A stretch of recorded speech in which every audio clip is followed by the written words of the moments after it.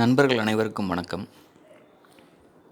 பிஜிடிஆர்பிக்கு prepare பண்ணுறவங்க நம்ம சேனலில் தொடர்ந்து பார்த்து பயனடையுமாறு கேட்டுக்கொள்கிறேன். இந்த வீடியோ பார்த்துட்டு உங்களுக்கு இந்த வீடியோ யூஸ்ஃபுல்லாக இருந்தால் கொஞ்சம் கமெண்ட் பண்ணுங்கள்.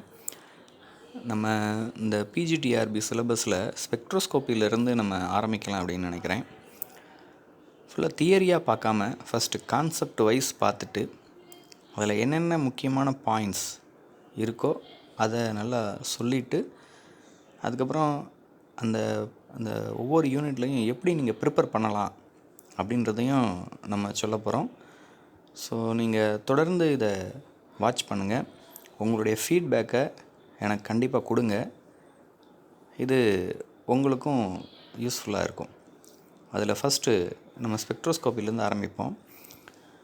அதில் ஸ்பெக்ட்ரோஸ்கோப்பியில் ஃபஸ்ட்டு தலைப்பு பார்த்திங்கன்னா ரொட்டேஷ்னல் ஸ்பெக்ட்ரா. ரொட்டேஷ்னல் ஸ்பெக்ட்ராவில் ஃபஸ்ட்டு பேசிக் கான்செப்ட் என்ன, அதில் இம்பார்ட்டன்ட் ஃபார்முலாஸ் என்ன, இந்த செலெக்ஷன் ரூல்ஸ் என்ன, அதுக்கப்புறம் நீங்கள் எப்படி இதை எக்ஸாம் பாயிண்ட் ஆஃப் வியூவில் எப்படி கொண்டு போகணும் அப்படின்றத பார்க்கலாம். ஸோ ஃபஸ்ட்டு ரொட்டேஷ்னல் ஸ்பெக்ட்ராவுக்கு நம்ம என்ன பண்ணுறோம் அப்படின்னா, 2 மாஸ் எடுத்துக்கிறோம். M1 M2 அப்படின்ற 2 மாஸ், ரெண்டும் ஈக்குவல் மாஸ் கிடையாது, ரெண்டும் வேறு வேறு மாஸ். ஒரு mass M1 and another mass is M2. So ரெண்டுக்கு இடையில் இருக்கக்கூடிய டிஸ்டன்ஸ் பார்த்திங்கன்னா R0.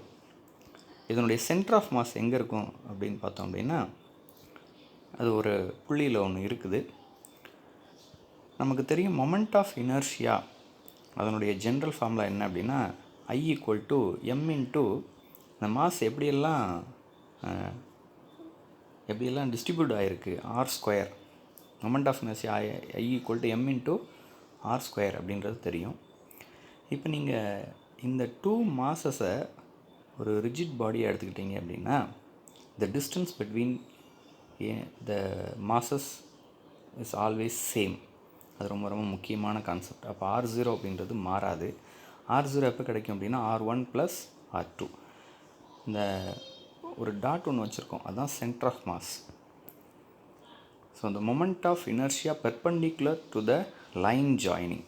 இந்த மொமெண்ட் ஆஃப் இனர்ஷியா ஜென்ரலாக கால்குலேட் பண்ணுறதுக்கு நமக்கு என்ன வேணும் அப்படின்னா மாஸ் இன்ட்டு த டிஸ்டன்ஸோட ஸ்கொயர்.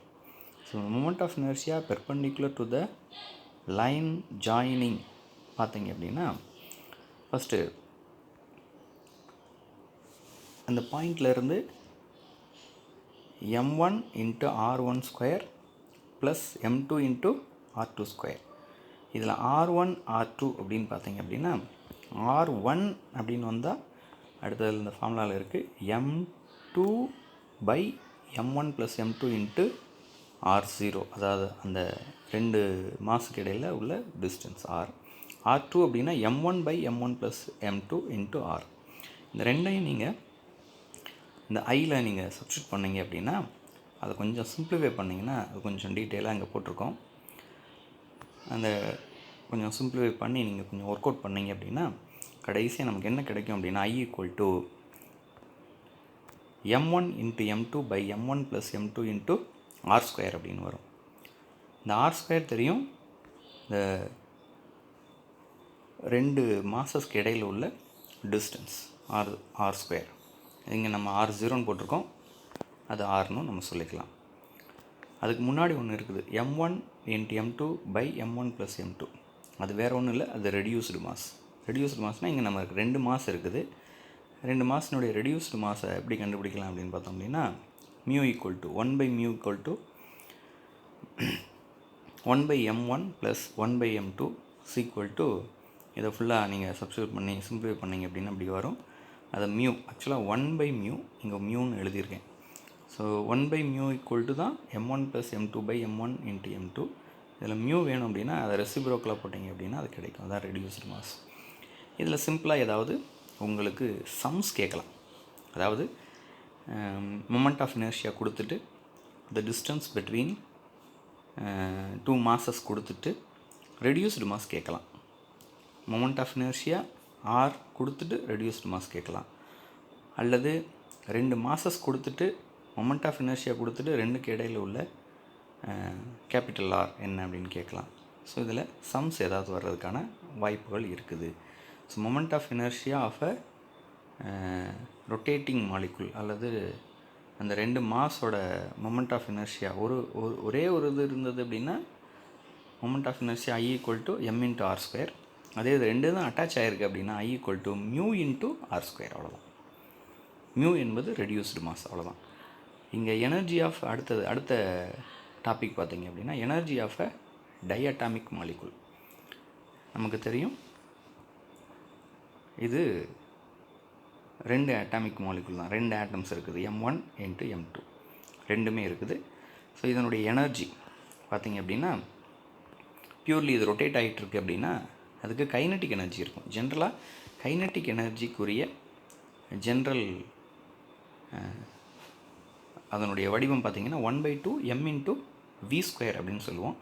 இங்கே இது ரொட்டேட் ஆகிறதுனால ரொட்டேஷ்னல் எனர்ஜி கிடைக்கும். EJ = 1/2 mக்கு பதிலாக I மொமெண்ட் ஆஃப் இனர்ஷியா, விக்கு பதிலாக ஒமேகா ஆங்குலர் வெலாசிட்டி ω² அப்படி இருக்குது. நமக்கு தெரியும் இந்த மொமெண்டம் L = I ஒமேகான்னு எழுதலாம்.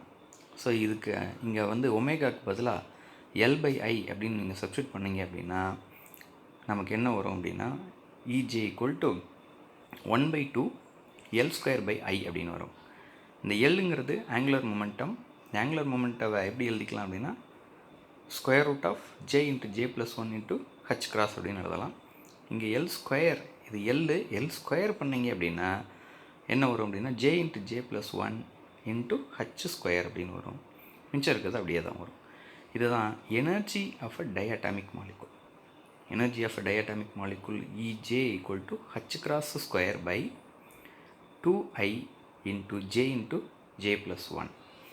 ஸோ இதுதான் இது இன் டர்ம்ஸ் ஆஃப் ஜூலில். இதே இது energy of a diatomic molecule in terms of ஜூலில். இது frequency of a diatomic molecule அப்படின்னு கேட்டாங்க அப்படின்னா நமக்கு தெரியும் E = hν. அப்போ நியூ கேட்குறாங்க அப்படின்னா இதை ஹச்சால் வகுக்கணும். இப்போ ஹச்சால் வகுத்தீங்க அப்படின்னா பாருங்கள், மேலே h² இருக்குது. அப்போ h² அது 4π² அப்படின்னு எழுதுறீங்க அப்படின்னா இதை நீங்கள் அப்படியே சிம்பிளை பண்ணிங்க அப்படின்னா µJ = h/8π²I J × J+1 வரும். நல்லா கவனிங்க. இதில் energy of a diatomic molecule அப்படின்னா EJ = h² / 2I × J × J+1 அப்படின்னு வரும். இதே இது frequency of a diatomic molecule அப்படின்னு கேட்டாங்க அப்படின்னா வெறும் h தான் வரும். 8π²I × J × J+1 in terms of ஹெர்ட்ஸில் வரும். அதே இது வேவ் நம்பரில் கேட்டாங்க அப்படின்னா wave number is nothing but 1/λ. So அதுக்கு தகுந்தாப்பில் நீங்கள் அதை சிம்பிளிஃபை பண்ணிங்க அப்படின்னா µ bar = h/8π²IC அப்படின்னு வரும். சியால் வகுத்துறோம் J × J+1 cm⁻⁻1 வரும், cm⁻⁻1 வரும். இது J = Jனுடைய நம்பர்ஸ் எப்படி வரும் அப்படின்னா J = 0 1 2 3 அப்படின்னு டிஸ்க்ரீட்டாக போயிட்டே இருக்கும். when J = 0 அப்படின்னு நீங்கள் சப்ஸ்டியூட் பண்ணிங்க அப்படின்னா அந்த வேவ் நம்பராக இருந்தாலும் சரி, எனர்ஜியாக இருந்தாலும் சரி, அல்லது ஃப்ரீக்வன்சியாக இருந்தாலும் சரி, எல்லாமே 0. when J = 0 EJ எனர்ஜி அந்த EJ = 0 அப்படின்னு வரும். இது ரொம்ப முக்கியமான ஒரு பாயிண்ட். ஸோ இது கொஞ்சம் பார்த்துக்குங்க.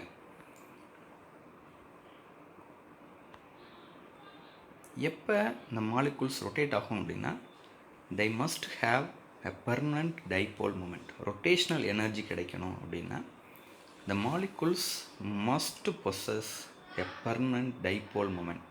அதாவது ஒரு சைடில் பாசிட்டிவ் சார்ஜும் இந்த ஈக்குவல் நெகட்டிவ் சார்ஜும் என்ன பண்ணியிருக்கணும் அப்படின்னா கொஞ்சம் செப்பரேட் டிஸ்டன்ஸ், ஒரு சின்ன டிஸ்டன்ஸில் செப்பரேட் ஆகிருக்கணும். அப்போ தான் பெர்மனன்ட் டைபோல் மூமெண்ட் கிடைக்கும்.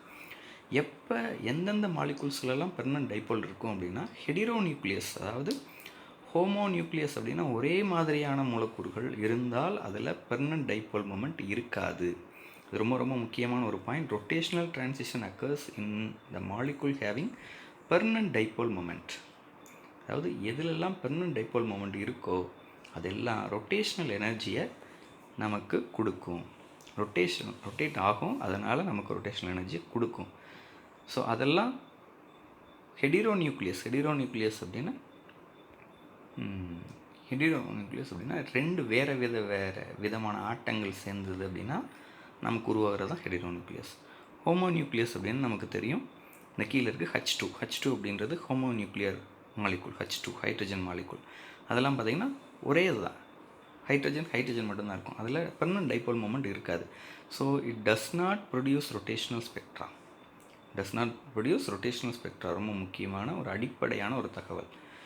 அதுக்கு அதே போல் வேறு எதெல்லாம் ரொட்டேஷனல் எனர்ஜியை கொடுக்காது அப்படின்னு பார்த்தோம் அப்படின்னா special case CO2 and CH4 இதெல்லாம் ரொட்டேஷனல் எனர்ஜியை கொடுக்காது.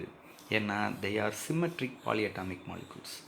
ஸோ எதெல்லாம் ரொட்டேஷனல் எனர்ஜி கொடுக்காது அப்படின்னு பார்த்தோம் அப்படின்னா ரெண்டு மைண்டில் வச்சுக்கணும். ஒன்று, பெர்மனன்ட் டைபோல் மொமெண்ட் இல்லை அப்படின்னா ரொட்டேஷனல் எனர்ஜி கொடுக்காது. அடுத்தது, சிமெட்ரிக் பாலிஅட்டாமிக் மாலிகுலாக இருந்தால் ரொட்டேஷனல் எனர்ஜியை கொடுக்காது, ரொட்டேஷனல் ஸ்பெக்ட்ரா கிடைக்காது. ஸோ ஹெடிரோநியூக்ளியஸ் இதெல்லாம் HCl அப்புறம் இந்த மாதிரி எல்லாம் பார்த்திங்க அப்படின்னா அதெல்லாம் ரொட்டேஷனல் ஸ்பெக்ட்ராவை கொடுக்கும். அதுக்கப்புறம் இதனுடைய செலெக்ஷன் ரூல், ரொட்டேஷனல் எனர்ஜியோட selection rule ∆J = +or-1. So rotational energy எப்பயுமே அப்சார்ப்ஷனில் தான் நடக்கும். அப்சார்ப்ஷன் என்னது, கீழேருந்து எனர்ஜி வெளியிலேருந்து வாங்கி கீழேருந்து மேலே போகணும். கீழேருந்து மேலே போகிற டிரான்சிஷனில் மட்டும்தான் இந்த ரொட்டேஷனல் எனர்ஜி இருக்கும், ரொட்டேஷனல் ஸ்பெக்ட்ரா கிடைக்கும். ஸோ இதில் நமக்கு ரொம்ப அடுத்தது சேஞ்ச் இன் ஃப்ரீக்குவன்சி. இந்த சேஞ்ச் இன் ஃப்ரீக்குவன்சி பார்த்திங்க அப்படின்னா ∆ பக்கத்தில் அடுத்த ஸ்டேட்டையும் அது பக்கத்தில் இருக்கக்கூடிய ஒரு எனர்ஜியையும் அல்லது பக்கத்தில் இருக்கக்கூடிய ஃப்ரீக்குவன்சியும் கீழே இருக்கக்கூடிய ஃப்ரீக்குவன்சி ரெண்டு சக்ஸசிவ் ஃப்ரீக்குவன்சி இதுக்கு இடையில் இருக்கக்கூடிய டிஃப்ரென்ஸ் பார்த்திங்க அப்படின்னா ∆ h/8π²i j+1. j இன்ட்டு அப்படின்றது இங்கே மறைஞ்சிரும். ஸோ இந்த சேஞ்ச் இன் ஃப்ரீக்குவன்சி பார்த்திங்கன்னா h/4π²i j+1. அதே இது சேஞ்ச் இன் வேவ் நம்பர் பார்த்திங்க அப்படின்னா கீழே ஒரு c சேர்ந்துடும். ஸோ டேரெக்டாக எனர்ஜி அப்படின்னு எழுதணும் அப்படின்னா j×j+1, டேரெக்டாக ஃப்ரீக்குவன்சி அப்படின்னா j×j+1, டேரெக்டாக வேவ் நம்பர்னா j×j+1 அப்படின்றது வந்துக்கிட்டே இருக்கும். அதே இது change in frequency, change in wave number அப்படின்னு பார்த்திங்க அப்படின்னா j+1 அப்படின்றது மட்டும்தான் வரும்.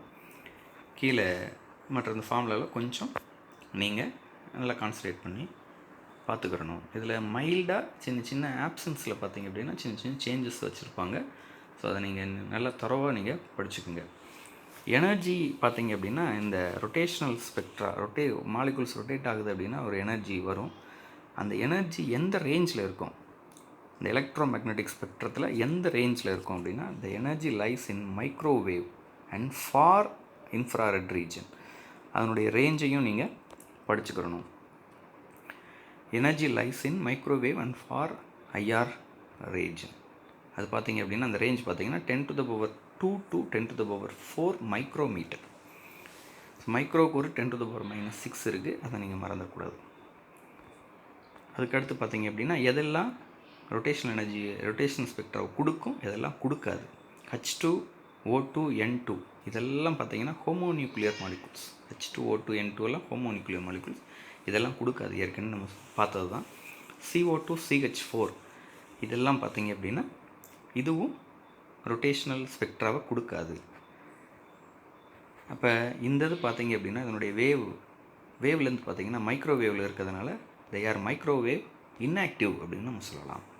So homonuclear molecule, symmetric polyatomic molecule, they are microwave inactive. Heteronuclear molecule பார்த்திங்க அப்படின்னா microwave active, they shows rotational spectra. So இதுதான் ரொட்டேஷ்னல் ஸ்பெக்ட்ராவில் இருக்கக்கூடிய முக்கியமான கான்செப்ட். இப்போ என்னென்ன இந்த இதில் பார்த்துருக்கோம் அப்படின்னு பார்த்தோம் அப்படின்னா இந்த மாலிகுல்ஸ் ரொட்டேட் ஆகும் பொழுது